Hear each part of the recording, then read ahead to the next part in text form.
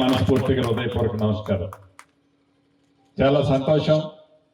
ఇందాక ఉత్తమన్ అన్నట్లు నిజంగా ఈరోజు 10 గంటలకి వరంగల్ ఉమ్మడి జిల్లాలోని 12 నియోజకవర్గంలోని 6 జిల్లా కలెక్టర్లు వాళ్ళు వెయిట్ చేస్తున్నారు. మొండి పట్టు పడతాడు ఉత్తమన్న. ఏమైనా సరే నిన్ను కావాలంటే హెలికాప్టర్లో ఆడ దించి ఎమ్మటే ఎక్కించి ఆడికి పంపిస్తాను, నీ 10 టైం మార్చడం అన్నాడు. ఇప్పటికే 10 దాటింది. అయినా కూడా వీడికి వచ్చిన తర్వాత నాకు ఒక తృప్తి. ఇది నేను ఇక్కడికి 3వసారో 4వసారో ఉత్తమన్న తీసుకొస్తే 4వసారో 3వసారో వచ్చాను. అద్భుతంగా తను హౌసింగ్ శాఖ మంత్రిగా ఉన్నప్పుడు ఒక రోల్ మోడల్గా ఒక అద్భుతమైన కాలనీ ఆనాడు తన శాసనసభ నియోజకవర్గమైన ఈ హుజూర్ నగర్ లో 2600 ఇళ్ళు 2160 ఇళ్ళు కట్టించి పేదవాళ్ళకి ఇవ్వాలని ఒక మహా సంకల్పంతో పనిని మొదలు పెడితే భూమి కూడా రెవెన్యూదో ప్రభుత్వంతో కాకుండా సుమారు 100 ఎకరాల భూమి, ఆ 100 ఎకరాల భూమి ఎండోమెంట్ డిపార్ట్మెంట్ అంటే దేవాదాయ శాఖ భూమి అయితే ప్రభుత్వం నుంచి దేవాదాయ శాఖకి డబ్బులు కట్టించి ఆ భూమిని హౌసింగ్ శాఖకి బదలాయించుకొని హౌసింగ్ శాఖలో ఫస్ట్ ఫేజ్ లో 2160 ఇళ్ళు స్టార్ట్ చేశారు.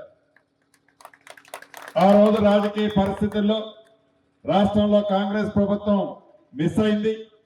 తదుపరి వచ్చిన ప్రభుత్వం ఈ 2160 ఇళ్ళు అయితే పూర్తి చేయలేదు, కానీ ఈ 100 ఎకరాల్లో భూమిని అటుకొద్దిగా ఆ డిపార్ట్మెంట్ కి ఈ డిపార్ట్మెంట్ కి ఇచ్చుకుంటూ ఇళ్లనైతే పూర్తి చేయకుండా వచ్చినప్పుడల్లా ఇదిగో బెల్లం అని మోచేతికి రాపిచ్చి ఈ మోచేతికి రాసిన బెల్లాన్ని నువ్వు నాకు అన్నట్లు చూపించారే తప్ప ఆనాటి పెద్దలు మళ్ళీ ఉత్తమ్ కుమార్ రెడ్డి గారి చేతికి పవర్ వచ్చేంత వరకు దీన్ని పూర్తి చేయకపోతే ప్రభుత్వం ఏర్పడిన మొదటి 10-15 రోజుల్లోనే ఎట్టి పరిస్థితుల్లో నాకు ఇది కావాలని గౌరవ ముఖ్యమంత్రి రేవంత్ రెడ్డి గారిని నన్ను ఒప్పించి మెప్పించి టేబుల్ మీద ఇద్దరిని ఒకేసారి సంతకం పెట్టించి శాంక్షన్ చేపించి యుద్ధ ప్రాతిపదిక మీద ఈ పనులు చేపట్టడం జరిగింది.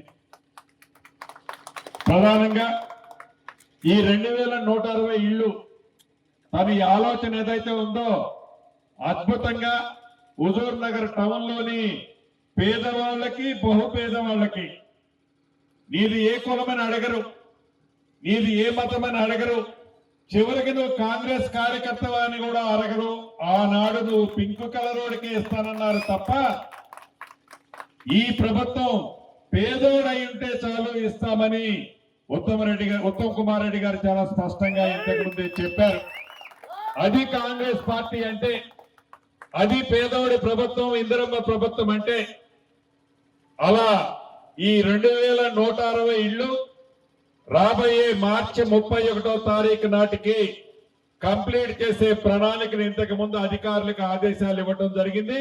ఉత్తమన్న చొరవతో గౌరవ కలెక్టర్ గారికి కూడా చెప్తున్నాం, హౌసింగ్ పాలసీ ప్రకారం బహు పేదవాళ్ళు ఎవరైతే ఉన్నారో ఆ బహు పేదవాళ్ళ దగ్గర నుంచి ఉత్తమన్న సూచనల ప్రకారం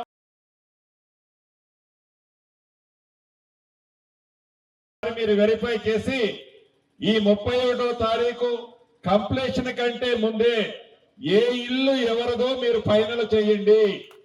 ఫైనల్ చేసినట్లయితే ఈ ఇల్లు నాది అని ఆ పేదవాడికి ఆ ఇల్లు మీరు చూపిస్తే ఆ ఇంట్లో ఇంకా ఏమైనా మిగిలిపోయిన పని ఉంటే ఆ కాంట్రాక్టర్ తన స్కోప్ లో ఉన్న పని అయితే అతను ఉన్నప్పుడే దాన్ని పూర్తి చేసి వెళ్తాడు.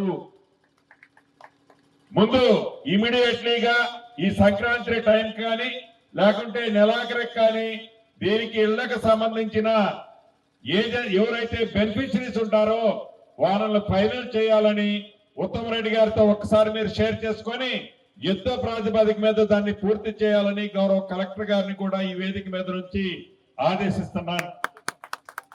ఇక మీకు తెలియంది కాదు, ఉత్తమన్న నన్ను ఏదో హౌసింగ్ లో అద్భుతాలు చేస్తున్నాను అన్న దానికంటే కూడా రాష్ట్ర వ్యాప్తంగా జలయజ్ఞం ఏదైతే నీటిపారుదల శాఖలో ఆనాటి ప్రభుత్వం ఏకైక టార్గెట్ పెట్టుకొని 1,00,000 కోట్లు కొల్లగొట్టి నిరుప్రయోగంగా అనేకమైన ప్రాజెక్టులు, కాలువలు, డ్యాములు ఉంచితే వాటన్నిటినీ క్రమబద్ధీకరించుకుంటూ స్ట్రీమ్ లైన్ చేసుకుంటూ అక్కడ కూడా రైతన్నలకు ఉపయోగపడే మంచి కార్యక్రమాల నీటిపారుదల శాఖలో చేస్తూనే ఇక వారి సొంత శాఖ అయిన దాంతో పాటు వారి సొంత శాఖ అయిన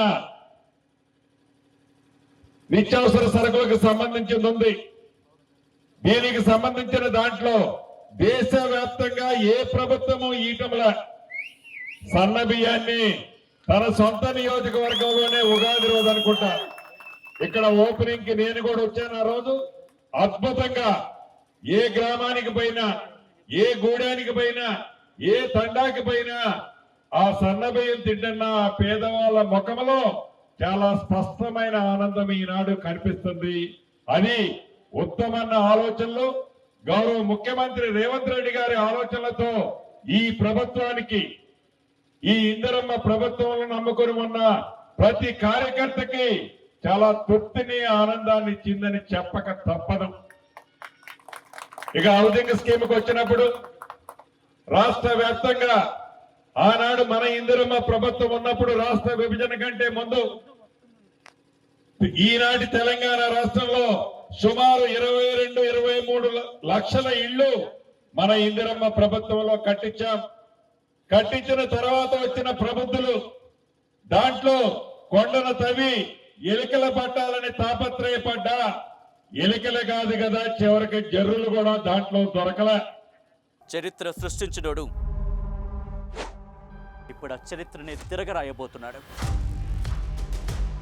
అబద్ధాల గోడల్ని బద్దలు కొట్టి నిజాలను రాగా మీ ముందుంచబోతున్నాడు.